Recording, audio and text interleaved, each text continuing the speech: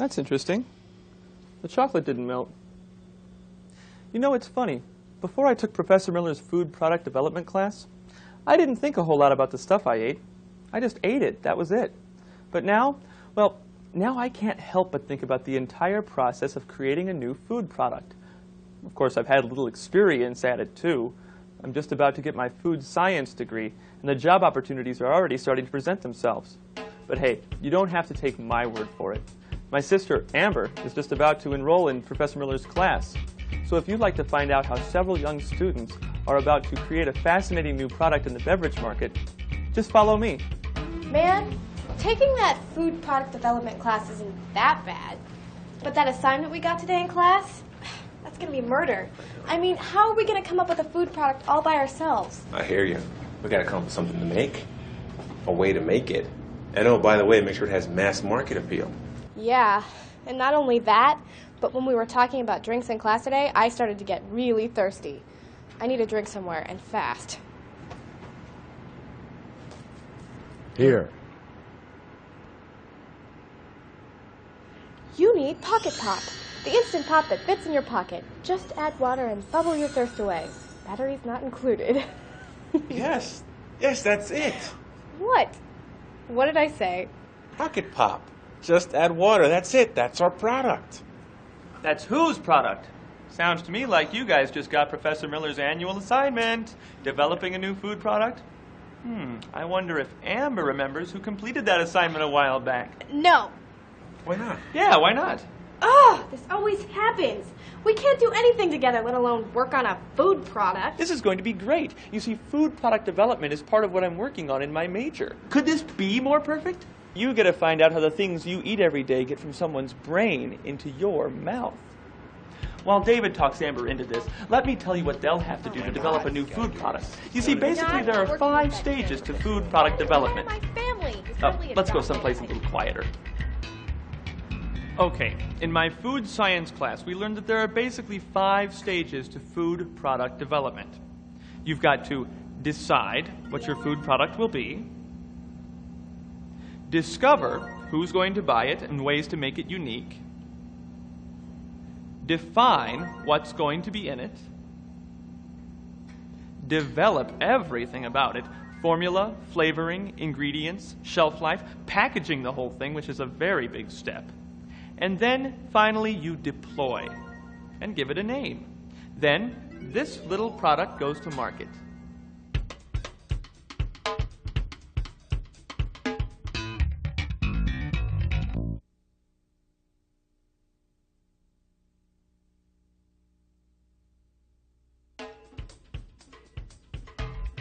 Hey guys, check this out.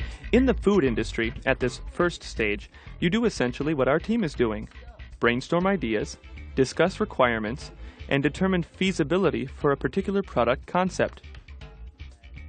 These guys have decided their product's going to be some kind of portable potable. Say that 3 times fast. Their idea is a 1-serving instant drink.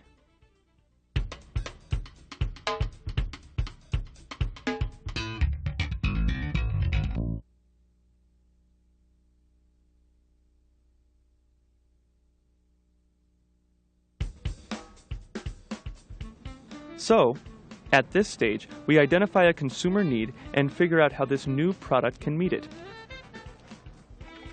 We discover how to make this product unique.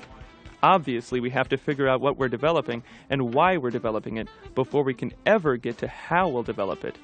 So before anybody even touches a test tube, we start with surveys and other research tools to find out what people need, or think they need, and use that information to focus the product concept and target goals. That's going to involve some walking and talking.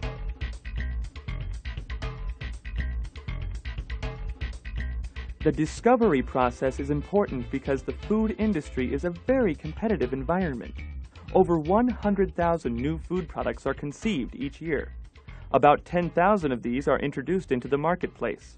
Of these 10,000, 9,000 fail, and not necessarily because they're bad products. Sometimes they just don't meet a consumer need or fit with the trend, that is, what consumers think they need. Food fashions, like adding vitamin Z. Anyway, if nobody needs a new product or thinks they need it, nobody buys it. Well, marketing really is a major function of introducing a food product. Last year there were about 12,000 new food products introduced in the stores, in the grocery stores, which also means there's probably 12,000 products that have been taken out of the grocery stores. But the market research is very valuable in helping look at the overall consumer and what exactly it is about that consumer that will make them purchase a product. You can see by our survey results we had a pretty even distribution. So this research is done in several different ways. Sometimes they'll go out and they'll interview people. A lot of times they'll give samples of food products to a group of people and they'll say, give us your feelings about this product. Do you like it? Do you like the packaging? Would you buy it? How much would you pay for it? Kind of wondering, do you have any preference as far as drink products? Now in this case, we're thinking drink product. We're asking, how many pallets can a Pocket Pop product please? And whose are they?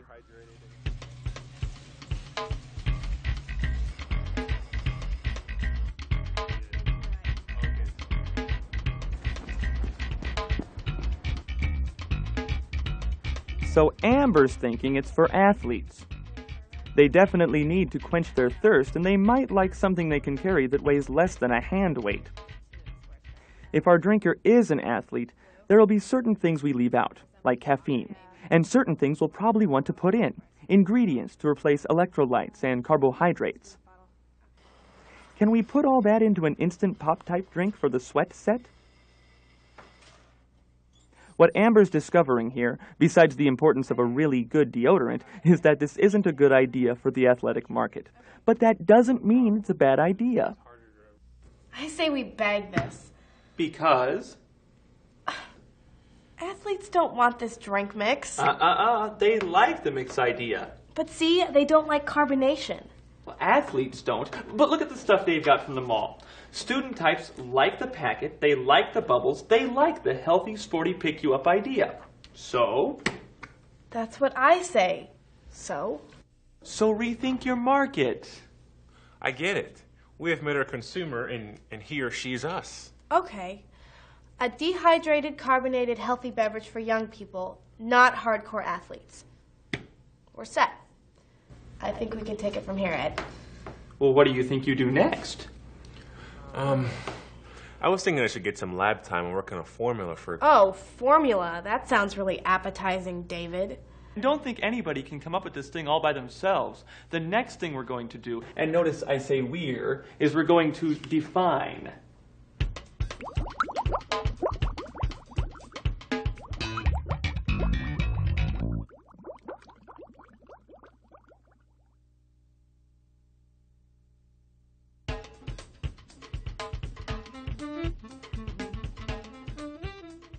At this stage in product development, we define the key product elements. Got the concept decided and the consumer discovered, and that's going to help us come up with the general ingredient list. To get students to buy our beverage, how sweet should it be? What flavoring will have the most appeal? What are we going to fortify it with, and how is that going to affect the flavor? How thick should it look? What color do we want it? Should we caffeinate it? How long will it need to live on the shelf? How much time and money do we want to spend making it? These are some of the questions we'll have to answer. And I do mean we. It takes a whole team of people to develop a product. Is that it? I get together with our process engineers from the very beginning. I try to include ingredients into my formulas that are processable, that don't require any additional equipment. We may test a certain process or a certain ingredient if we think there may be some problems with it running. We usually run a test in the pilot plant just to make sure it's going to scale up into the plant. We develop maybe several prototypes here. Those products are produced in the pilot plant. Depends how big the test that you want. Is the sauce too thick or too thin? And things like that in the consumer test will give you answers that can help you tweak that product and improve it before you actually go into plant production. We have nutrients that degrade with heat and also flavors that degrade with heat. and we also need certain temperatures to make sure that they're actually activate and swell and hold water. So it's important that we monitor our process so we get consistent products every time. So what we found out is it needs to be mineral fortified. Right. Probably going with a fruit flavor to mask the taste. It's going to be dehydrated and carbonated, but not caffeinated. Because that doesn't fit with the sporty, healthy kind of thing we're going for. Plus, we want to keep it simple. We were thinking 12 ounces, wild citrus flavor, and like some kind of lime green crystals. That sparkles when you pour them out. Excellent. Convenient, nutritious, thirst-quenching, plus a secondary sensory experience. It fizzes. Think it's going to work? One way to find out. You mean we actually get to make this stuff now? Uh-huh. We develop the product. Can we really do this? Do what? Make it carbonated and dehydrated. That's a piece of cake. We just funnel diluted syrup into a carbo cooler where we expose the surface area to carbon dioxide under pressure and refrigeration, carefully controlling the temperature, oxygenation, CO2 gas pressure, and packing speeds to achieve optimum carbonation, after which we undertake the dehydration stage, perhaps by means of a spray dryer or other similar device. Doesn't that sound simple? Sure it does.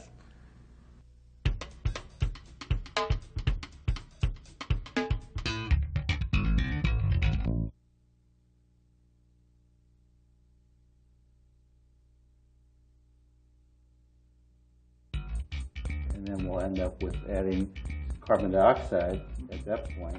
Actually, the development stage isn't simple at all, but it's extremely important when you're trying to create a successful new food product. We're establishing the formula for this product we've defined. We need to assemble a prototype. So, to help out, we might benchmark. That is, take apart the competition and see what their products are made of. Red 40. Same. We undertake sensory analysis, using consumer testing for preferences on color, flavor, and so on. Can we add calcium without wrecking the taste? And tell me if there's any Is the flavor intensity enough or too much? Will milky sell better than juicy? Is it more appealing with color or without? Is the mouthfeel right for our target group? We have to see how these ingredients interact. What emulsifier is needed? That's the gummy stuff that helps hold oily stuff in suspension. What hydration rates are involved? You know, how fast does it combine with water? How long will it remain stable on the shelf? Solubility. All the specifics. We're balancing the technical realities with our marketing goals. Spray drying is a technology that has been around as a preservation method for quite a long time, and it's actually used in many different food products or for the stabilization of many different food products.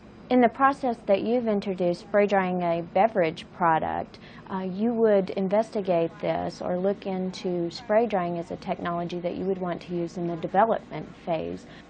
So the spray drying process takes a liquid and it dries it into a fine powder, and it does that using hot air while the liquid is being sprayed in a fine mist coming down in contact with the hot air. And you end up with a finely textured product that is then shelf stable, and where the liquid product would last maybe 2 weeks and has to be refrigerated, a spray dried product can last 6 months to a year sitting on a shelf.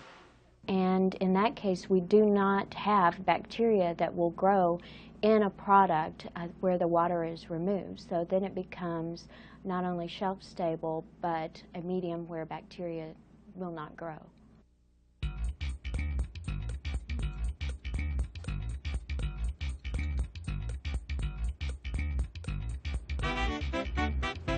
Too sweet? Too sour.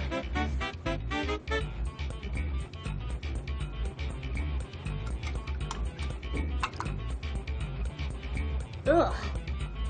Too many floaties.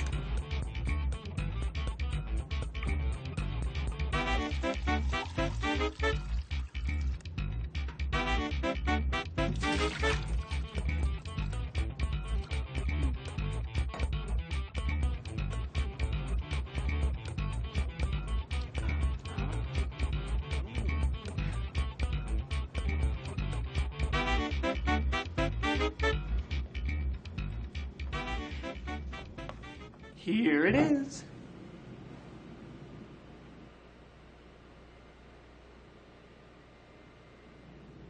That's it? That's our product? Well, we can't sell it like that. I mean, we've got to package it, price it, get it on the shelves. Bingo! Deployment. You're starting to catch on to this. Well, it's interesting. Go figure. That's exactly what we do now. We figure the final details of the formula. The packaging, the pricing. Part of maintaining product quality is packaging, to keep it stable on the shelf. Of course, packaging helps get it off the shelf, too. And that's as much art as science. Just because the drink is green doesn't mean the packaging has to be. Yeah, but you see so many health products in green. Green says healthy. We want it to stand out. We want them to know what it is.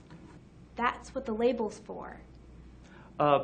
Let's just let them work things out for a while.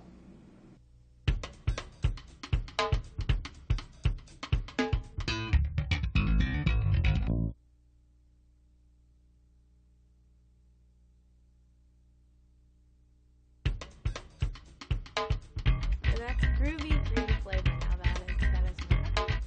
They have to finalize their choices on packaging. The most appealing look, how to label it, shelve it, and ship it, and stay within the desired shelf life parameters, which just means getting it out and sold or used by that magic expiration date. And it has to fit our price and profit goals. Next, there's the not-so-small matter of production scheduling, shipping, storage, and promotion. What we look at is how the consumer is going to use it. If they're going to be heating it in a microwave oven, conventional oven, how big the product is. What we use is a tray film system that will withstand the vigors of a frozen distribution system being shipped all over the United States. We took a look at our business, and we determined that actually if we changed the size, the actual size, the face panel of it, that we could ship more efficiently. And there's different components. Some of those meals are 3-component, 2-component, 1-component. And so we were trying to design a new tray carton system to cover that entire line. When we look at starting from scratch, we also can look at shapes and things, and an oval works really well. It looks nicer than like a rectangular or square. And then we look at the different components, determine what kind of size they need to be, and kind of put in some dividers and make it look nice, and make sure it's going to hold up through distribution. Also, they have to sell their product to the people who are going to sell their product, the retailers. But it isn't over when they've worked out the packaging, pricing, promotion, and production. They still have to think about the future. Every food product ever developed is a combination of the creative with the scientific. If you do it right, you have a product that withstands the test of time. And if you don't get it right, you end up with vegetable yogurt. Ew. Actually, it wasn't bad, but nobody could get past the name. Anyway, I don't think you guys have that problem. You just might want to think about your product life cycle. Short. You buy it, you mix it, you drink it, done. No, how long you keep selling it? I'd say a while. As in a month? A year? 2 years? Okay, 5 years. And in year 3, second quarter, we roll out a tablet version as a follow-on. And in the 4th year, we tweak the flavor with a stronger citrus top note and do a cross-promotion with a bottled water company. Tell me you're not thinking of going into this. Well, what the hey? The food industry's getting bigger every year. We'll talk about your future plans later. Anyway, my point is, decide, discover, define, develop, deploy. And you just might create something new and exciting that succeeds. I mean something like a new food product. Guys, what about a liquid version for the terminally lazy? Or chocolate? How about a chocolate version? Or a cute little sugar cube?